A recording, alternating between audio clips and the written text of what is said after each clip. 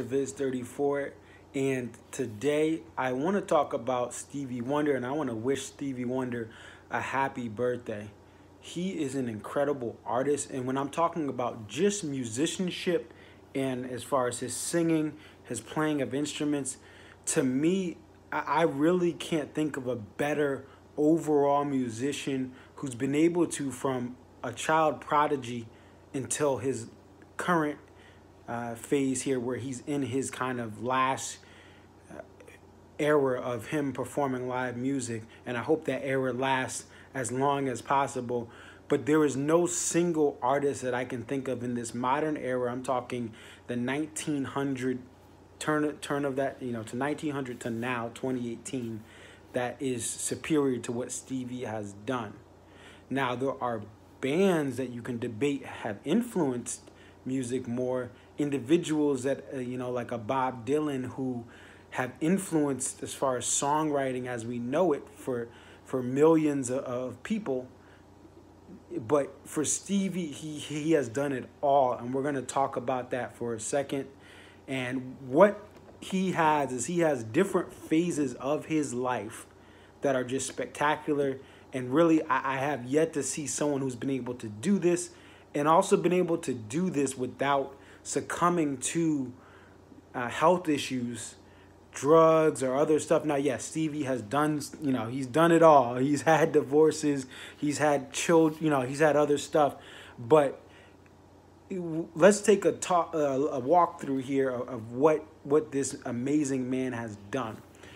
The first phase of Stevie Wonder is the child prodigy phase.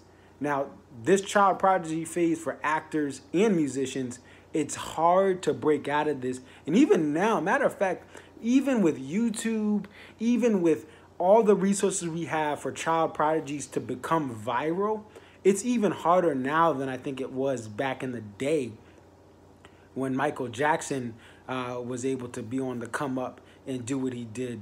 And the reason I say that is because I have seen many artists, including one I can think of, and this is not a knock to Quinn Sullivan, but I've seen an artist like Quinn Sullivan destroy a guitar at a young age, opening up for B.B. King and Buddy Guy.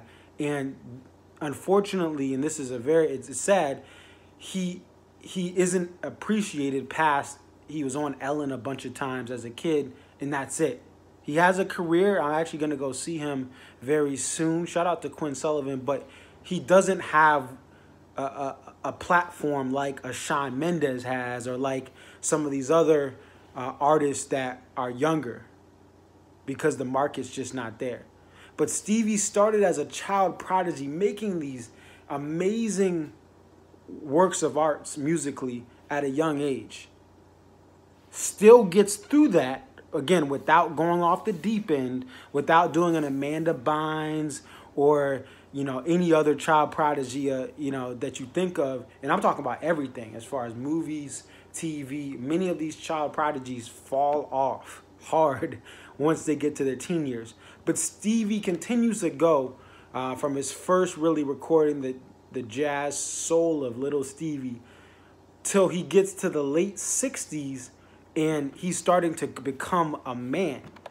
And with this next phase, he's really starting to become this adult R&B artist successfully.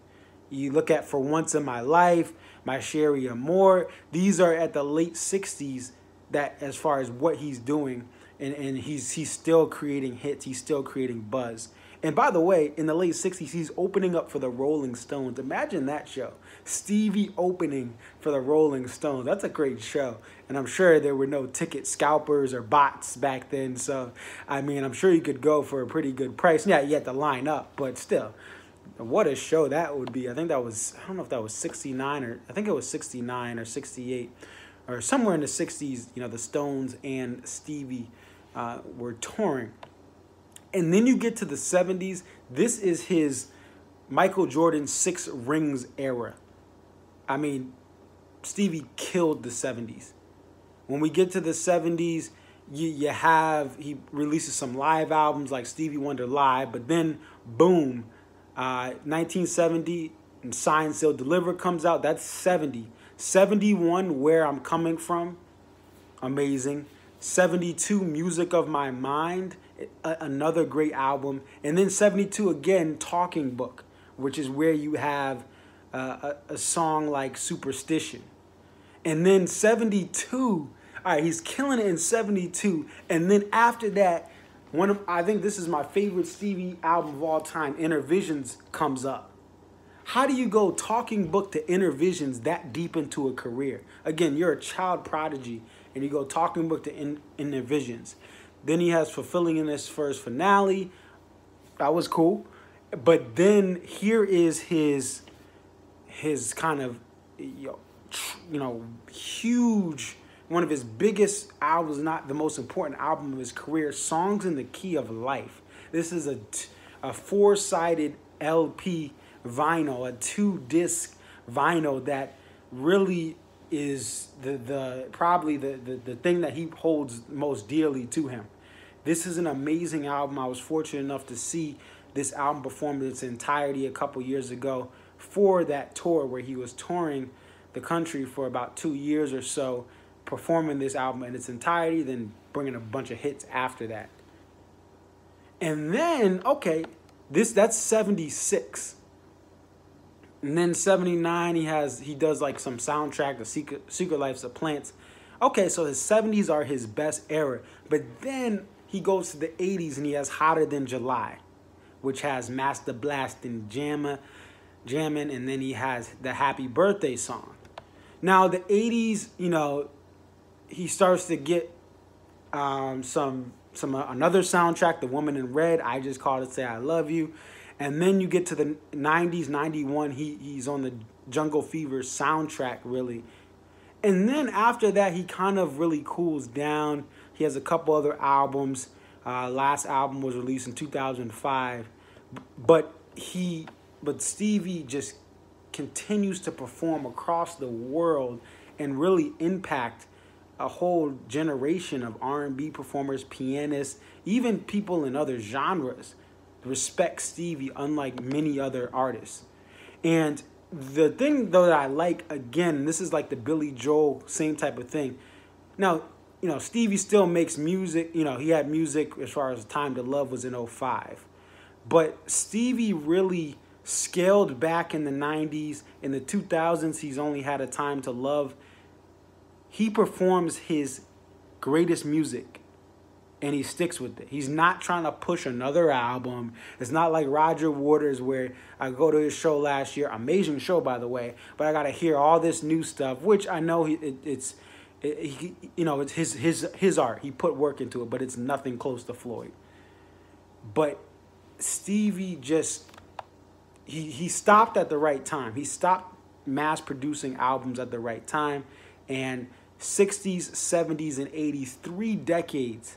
He has hits from 3 different decades as a solo artist that are unlike any other. And again, the 70s really, to me, and I'm looking at this here on my laptop as I talk to you guys, to have Signed, Sealed, Delivered, Where I'm Coming From, Music of My Mind, Talking Book, Inner Visions, Fulfilling This, I just kind of, I let that just goes to the side. And then Songs in the Key of Life. That's one of the greatest runs for a solo musician to really have all those song after song after song. Remember, it's just him. Many bands like the Beatles, Zeppelin, Floyd, they have 3 or 4 critical pieces to them that are all contributing to make legendary stuff. But it's just Stevie, and now he has other people that have helped him write, but really Stevie is the point guard. He is the main person that's really approving anything that comes out of other people he works with.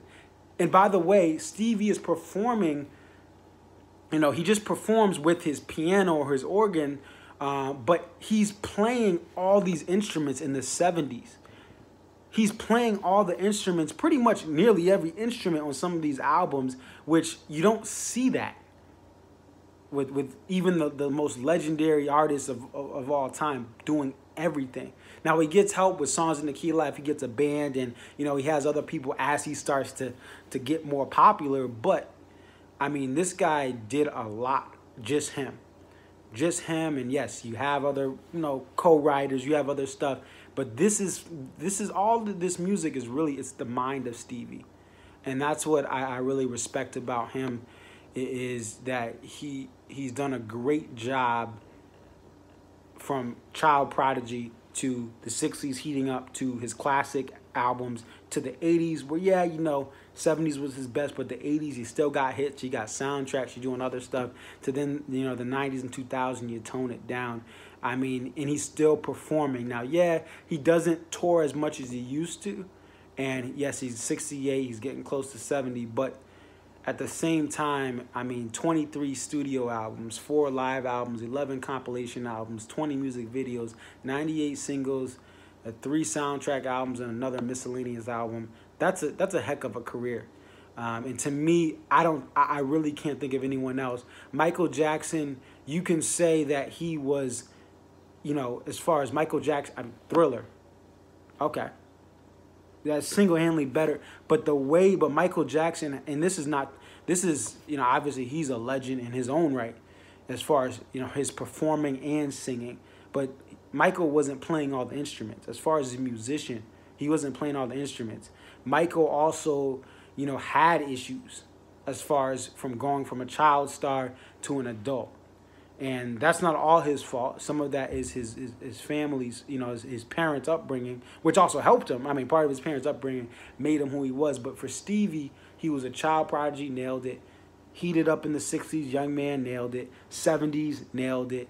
And then 80s, 90s, 2000s to now, he's done it unlike any singular artist that I've seen on so many levels. And again, like I said, you have other iconic solo artists, but to do this for decades and have as many what people call classic albums as he has, that are both, the local diehard Motown fans know, but also someone who doesn't really listen to R&B, just they know these songs because they're in popular culture.